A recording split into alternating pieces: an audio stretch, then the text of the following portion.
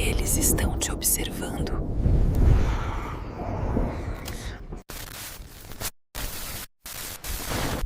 Parte 1.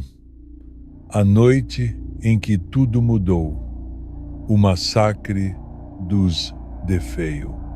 Era uma madrugada gélida de outono, em 13 de novembro de 1974, quando o relógio marcou 3 horas e 15 minutos. Enquanto a cidade de Amityville, em Long Island, dormia sob um silêncio acolhedor, dentro da casa de número 112 da Ocean Avenue, um pesadelo ganhava forma. O jovem Ronald Butch DeFeo Jr., de apenas 23 anos, empunhava um rifle Marlin calibre 35, uma arma de caça barulhenta, e caminhava lentamente pelos corredores escuros da residência da família DeFeo. Com passos frios e intencionais, Butch entrou primeiro no quarto dos pais.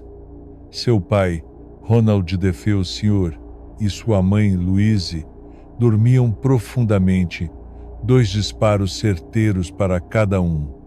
O corpo do pai foi atingido nas costas e no pescoço.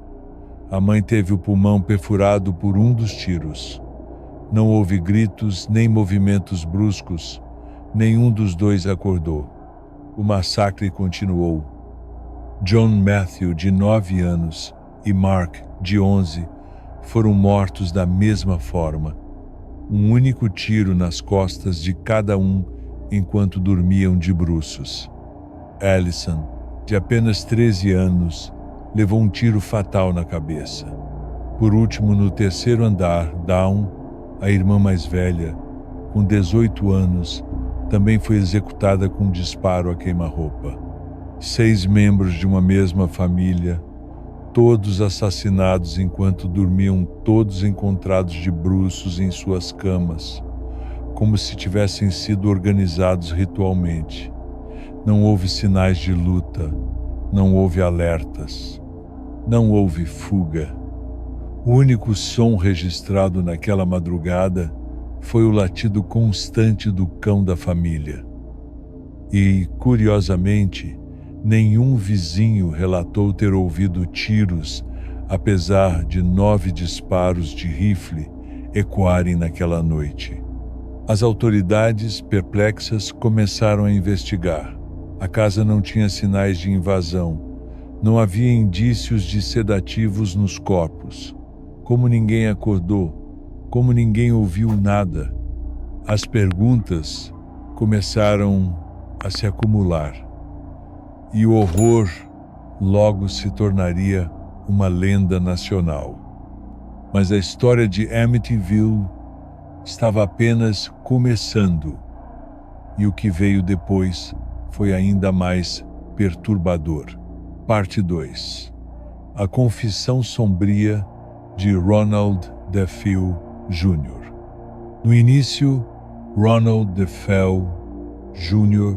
tentou manter a fachada. Na noite do massacre, às 18 horas e 30 minutos, ele entrou em um bar próximo, o Henry's Bar, visivelmente alterado.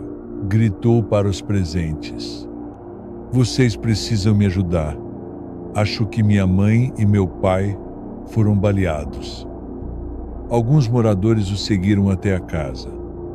O que encontraram lá dentro foi um cenário digno de um filme de horror. Corpos cobertos de sangue, silêncio absoluto e o cheiro de pólvora impregnado nas paredes. A polícia foi acionada imediatamente. Ronald, então, iniciou sua primeira performance como o filho devastado. Ele alegou que a família havia sido assassinada por um mafioso chamado Louis Fellini e que ele, por acaso, estava fora naquela noite, supostamente irritado com o jantar servido por sua mãe e decidido a dormir na casa de um amigo. Mas os investigadores rapidamente notaram algo estranho. Ele estava calmo demais. As respostas eram ensaiadas. O olhar frio, Após 12 horas de interrogatório, Ronald finalmente quebrou o silêncio. Com uma frieza assustadora, confessou os crimes. Depois que comecei, não consegui mais parar. Aconteceu muito rápido. Ele alegou ter sofrido anos de abuso físico e psicológico por parte do pai e que a raiva acumulada o levou a cometer o crime. Chamou seus irmãos de sanguessugas e a mãe de conivente. Ainda assim, a confissão veio carregada de contradições. Em uma versão, ele afirma ter agido sozinho. Em outra, diz que sua irmã Dawn participou dos assassinatos. Em uma terceira, afirma ter ouvido vozes dentro da casa mandando-o matar. O tribunal tentou argumentar insanidade e psiquiatras o diagnosticaram com transtorno de personalidade antissocial, mas o júri não se convenceu. Ronald foi condenado por 6 homicídios em segundo grau, recebendo 6 penas consecutivas de prisão perpétua. Mesmo após a condenação, ele nunca contou a mesma história 2 vezes. E até sua morte, em 2021, afirmava que a verdade completa nunca havia sido revelada. Mas se o caso DeFeo parecia encerrado, o que aconteceu apenas 13 meses depois provaria que o terror estava longe de terminar. Parte 3. A maldição continua. A família Lutz e os 28 dias de terror. Em dezembro de 1975, pouco mais de um ano após o massacre dos DeFeo, a casa de 112 Ocean Avenue ganhou novos moradores. George e Kathy Lutz, recém-casados, acompanhados dos 3 filhos de Kathy, de um casamento anterior. O imóvel, uma casa colonial de 3 andares, com 5 quartos, 3 banheiros e vista para o canal, foi adquirido por apenas $80 mil, um preço inacreditável para a região. Eles sabiam do histórico sangrento. A corretora foi honesta, mas George e Kathy não eram supersticiosos. Estavam buscando um recomeço. Contudo, menos de 1 hora após a mudança, o pesadelo começou. O cachorro da família, Harry, amarrado no quintal, tentou pular a cerca e quase se enforcou. George conseguiu salvá-lo a tempo. Então vieram os cheiros inexplicáveis, odores nauseantes que apareciam e sumiam em segundos. Manchas frias surgiam em quartos aquecidos. Portas se fechavam sozinhas. E os ruídos, sussurros, batidas, vozes que vinham das paredes. Um amigo da família sugeriu chamar um padre. O padre Ray Pecoraro foi até a casa para abençoá-la. Mas algo terrível aconteceu. Segundo George, quando o sacerdote entrou no quarto que havia sido de Dawn DeFeo, ouviu uma voz gutural ordenando: "Saia daqui." Assustado, o padre disse ter sentido um tapa invisível no rosto e abandonou o local. Dias depois, desenvolveu feridas inexplicáveis nas mãos. George dizia que isso era uma consequência espiritual. No entanto, mais tarde, Pecoraro alegaria sob juramento que jamais entrou na casa. Apenas falou com George por telefone, um dos muitos pontos de contradição que lançariam dúvidas sobre os acontecimentos. Logo, Kathy começou a relatar uma presença estranha, uma mulher que envolvia seus ombros como num abraço. A filha pequena, Missy, disse ter feito amizade com Jody, um porco com olhos vermelhos que a observava da janela à noite e dizia que eles nunca sairiam dali vivos. George e Kathy afirmaram que viram os olhos vermelhos da criatura do lado de fora em uma noite nevada. George saiu correndo, mas não encontrou nada exceto por um rastro de cascos no gelo sem qualquer animal por perto. O horror escalava dia após dia. George começou a acordar sempre às 3h15 da manhã, a hora exata dos assassinatos dos DeFeo. Ficava obcecado em manter o fogo aceso, como se isso fosse sua única defesa. Passou a negligenciar a higiene, tornou-se hostil. A casa parecia estar tentando tomá-lo. Enquanto isso, as crianças começaram a dormir de bruços, a mesma posição em que os corpos da família DeFeo foram encontrados. Mofo preto surgiu sobre roupas e móveis. Um lodo verde escorria das paredes. Janelas batiam violentamente, portas arrancadas das dobradiças e até o corrimão da escada foi destruído por uma força invisível. Numa das noites mais intensas, George afirmou ter sido jogado da cama por algo invisível e viu Kathy levitar no ar.